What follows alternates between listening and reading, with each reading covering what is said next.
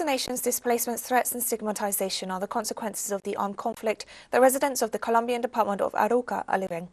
In response, social movements and human rights defenders mobilized in the capital, Bogota, where they launched an SOS given the serious humanitarian situation. Our correspondent Henan Tobar has the story. Social and human rights organizations arrived in the capital of Colombia to denounce the serious humanitarian situation that the Department of Arauca is experiencing. In the first month of the year alone, around 30 people have been murdered, and the conflict has increased in this border zone with Venezuela due to the presence of armed groups. Unleashing aggression against the civilian population that with absurd and delirious arguments have caused the murders of civilians, attacks, kidnappings, displacements, confinement of entire communities, as well as the intensification of threats, accusations and forced recruitment of underage children.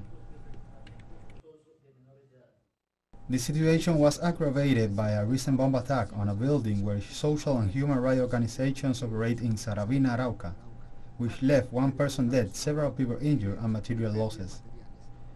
These organizations stress that these and other violent situations are the result of governmental disregard, non-compliance with the peace agreements, the lack of social investment policies, and farmers' refusal to resume the planting of illicit crops.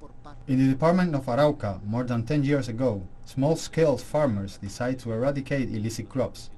We decided to plant wheat in order to commit to a better life, and in that way, we have also been fighting because as social movements, we have also opposed the replanting of illicit crops, precisely because of the social decomposition that it brings, and the deepening of the humanitarian crisis and the war that it brings to the territory.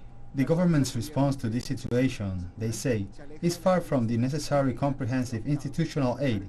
Instead, it has opted to increase its manpower, which only fuels the war that is being waged internally in both urban and rural areas of the department. The high level of militarization in the Department of Arauca, which today is advancing even further, allows us to clearly understand that this is not the way forward and that it has deepened the conflict even more. The national government does not seek alternatives for dialogue, but on the contrary increases its manpower and does not leave the doors open to continue with the processes of dialogue with the armed actors, as has happened in recent times with the ELN after the FARC signed a peace agreement which is not being complied with. The residents of Arauca department assure that there are a series of interests of foreign powers in this territory with the purpose to having an excuse to interfere against neighboring nations and intervene militarily, which increases the rate of conflict. For these reasons, they call on national and international social and human rights organizations to undertake a tour to assess the humanitarian crisis and to adopt solutions to achieve peace and progress in their territories.